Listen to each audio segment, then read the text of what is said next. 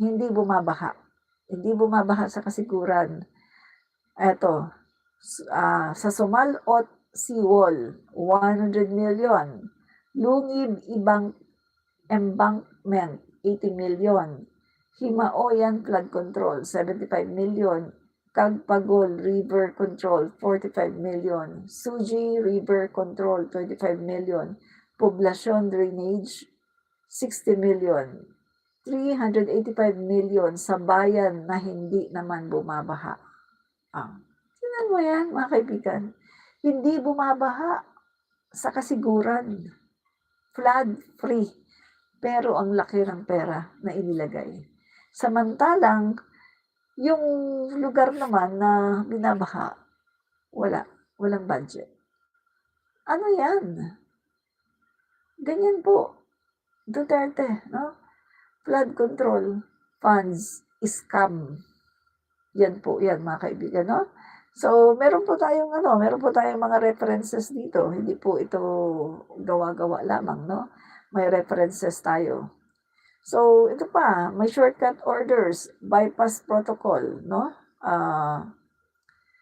Yan. Sabi po ng insider, may utos galing sa taas na hindi dumadaan sa regional offices. Nakakapangilabot, di ba?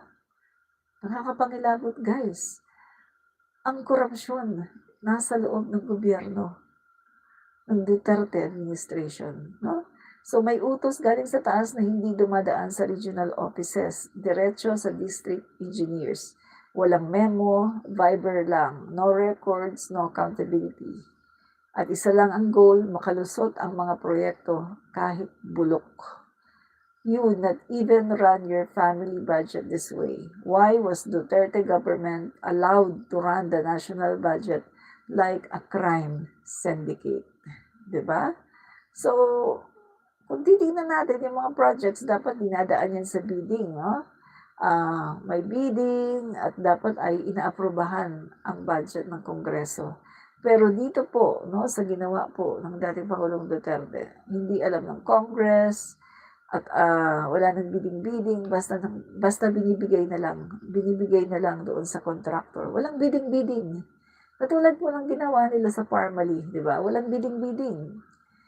Ibinigay sa isang neophyte, sa isang nagsisimula pa lang na pharmaceutical company, yung Parmali, na ang kanilang puhunan ay nasa 600,000 lang. Sa kanila ibinigay ang bidding sa pagbili ng mga pangangailangan sa COVID-19. Tingnan mo, napakalaki na kalokohan ni Duterte, mga kaibigan. Ang laking kalokohan ni Duterte, mga guys. Kasi kung titingnan natin, bawal sa batas yun. Sa pagkakaalam ko, ang mga neophyte na mga na mga ganyan, no, mga neophyte na company ay hindi yan pasok, hindi yan magko-qualify. So, ang ginawa ni Duterte, wala nang bidding-bidding, bigay na agad ang kontrata sa Parmali. At ang ginawa niya para mangyari kaagad yung gusto niya, siya na mismo nag-utos kay Duque i-transfer ang mga pondo ng DOH sa PSDBM para ang PSDBM naman ay magawa na nila yung kanilang mga procurement, no, sa Parmali ng mga face mask, face shields at iba-iba pang mga gamit sa COVID-19. Kita mo yung scam na yan na ginawa ni Duterte. So hindi lang sa flood control, sa Parmali at iba-iba pang mga bagay, no, na pang-i-scam katulad na lang sa Malampaya. Di ba? Ang dami, mga kaibigan, scam ang ginawa ng Duterte administration, no? So, ito pa. Yan. By November 2017, flood control projects for 2018 were already being lined up for bidding. Pero ito ang nakakatawa. The national budget was not even yet approved. Yet. That's illegal. That's pre-arranged corruption in action. Grabe, no, mga kaibigan, no? Grabe. So, and that happened under Rodrigo Duterte's administrations, no? So, ito, Anong nangyari dyan? Studies, yan, then ignored. World Bank, Japan International Cooperation Agency, JICA, Project NOAA. These groups gave clear recommendations. Nagbigay ng flood maps, risk zones, technical advice, but instead of following the science, Duterte's men followed the politics. Kita mo mga kaibigan, no? Nagbigay na ng, nagkaroon na ng studies, no? At nagbigay ang World Bank, Japan International Cooperation Agency, Project NOAA, nagbigay sila ng clear recommendation ng mga flood control maps kung saan dapat ang merong lagyan ng mga flood control, no? Yung mga flood control prone area, mga risk zones at mga technical advice. Pero hindi po ginawa ng Duterte administration. Hindi sinunod ng Duterte administration dahil ang sinunod po nila ay ang kanilang politika.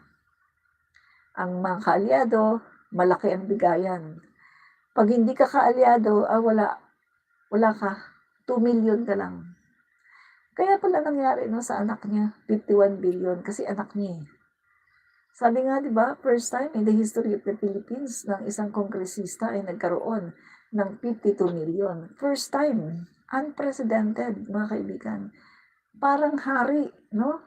Masahol pa sa hari ang nangyari dito kay Pulong Duterte. Unang distrito lang, first district lang mga kaibigan, na ibig sabihin isang lugar yan. Isang lugar lang yan. First district of Davao City lang yan. Ganyan kalaki. 51 billion. Sabi nga ni Soto, ay parang budget na yan ng ahensya ng gobyerno. Yung 51 billion, budget na yan ng ahensya ng gobyerno. Pero sa panahon ni Duterte, budget lang ng anak niya. Ang 52 billion. Grabe mga kaibigan. Ganyan po kabuwaya ang Duterte administration. Ganyan sila kabuwaya. No? Yan. So, projects were awarded not based on hazard risk but on political relationship. The result are taxes washed away in corruption. Despite a 114.4 billion flood control budget in 2019 alone, Filipinos in low-lying towns kept drowning in water and in broken promises. Kasi there was no master plan, there was no national audit, there was no real priority for the poor or vulnerability. No? So just contracts, connections, and kickback. Yan lang po. Yan po ang Duterte. No? Yan. He chose Benjamin Jokno, backed by Mark Villar. He allowed the system to operate without accountability. He never ordered an audit. He never answered Congress. He never fired anyone. This happened under his command. He allowed families of his allies to benefit. He enabled a scam dressed up as public service. To every Filipino reader, this is just 2017 to 2019. So, yan mga kaibigan ha, grabe po. Yan. So, Inquirer.net. Yan po mga kaibigan, no? So, January 4, 2019 po, no? Yung ating binasa. So, grabe po mga kaibigan, no? Grabe talaga itong nangyari na to. Yan. Sobra.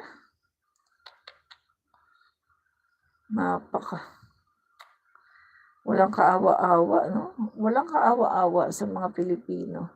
So sila po ay nagpapayaman habang ang mga Pilipino ay lumulubog sa baha at nahihirapan. Ganyan po ang ginawa ng Duterte administration, no? Ganyan po. Cindy Ignacio, sa mga patuloy na pikit sa mga anomalies during Duterte's time, isa kayo sa reason kaya patuloy tayo naloloko. Tama po kayo dyan, no? Yung mga patuloy pa rin na nakapikit, no, sa mga katiwalian ng Duterte administration, isa talaga sila sa reason kung bakit hanggang ngayon ay patuloy pa rin na niloloko ng mga Duterte at ng mga tiwaling politiko na ito ang ating bayan at ginigisa tayo sa sarili natin mantika. Dahil yan sa mga Pilipino na bulag, na sumasamba sa kanilang mga idolo kahit na mali na ang ginagawa, no? So kumbaga nakakalungkot kasi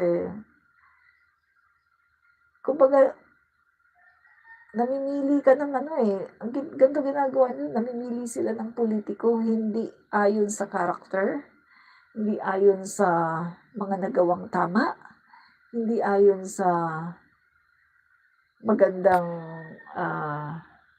personalidad, magandang kaugalian, hindi ayon sa kanyang achievements, kundi ayon sa gusto nila. Gusto lang nila. Kahit mamamatay tao, kahit bastos, kahit korap, wala silang pakialam basta gusto nila. Basta gusto nila yan, wala silang pakialam. Kahit magnanakaw, korap, bangag, lahat na, no? Wala silang pakialam basta gusto nila ang Duterte. Yun po, no? Kaya, yan mga kaibigan, nakakalungkot isipin na ganyan po ang ginagawa, no? Ng mga politiko na katulad ng mga Duterte, no?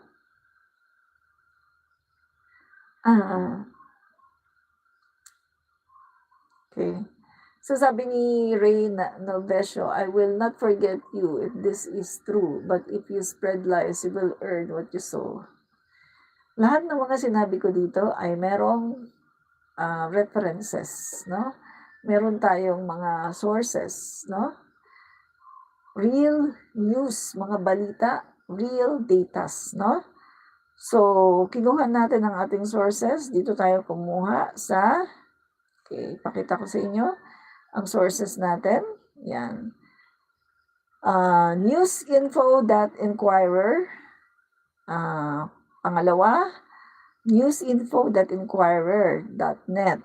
Pangatlo, www.gmanetwork.com. Pang-apat, worldonline.com. Panglima, gmanetwork.com. From number 6, abante.com. Mga balita, mga news, news agency. Number 7, inquirer.com. So, lahat po ng mga sinabi ko, nandito siya. Meron akong references. So, hindi ito fake news, no?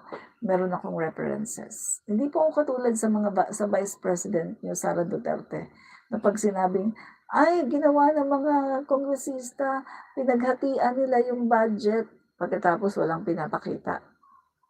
Walang ebidensya na pinapakita.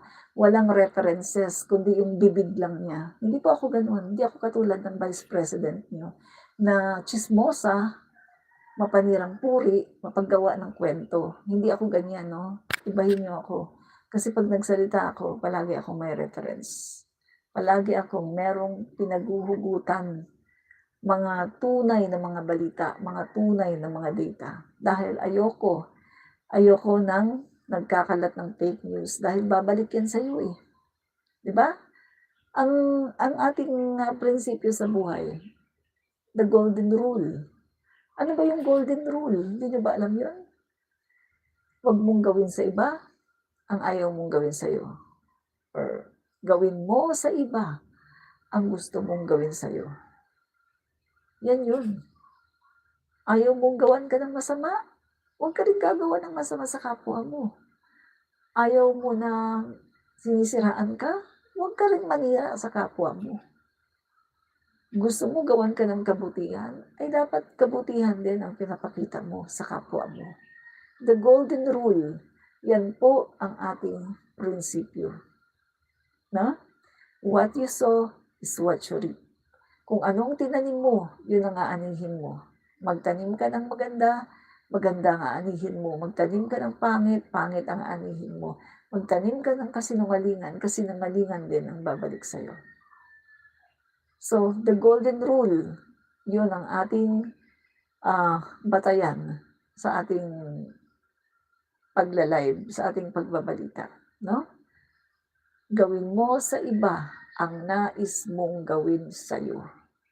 Siyempre kung ikaw gusto mong ginagawa sa'yo maganda, kaya dapat gano'n din ang ginagawa mo sa ibang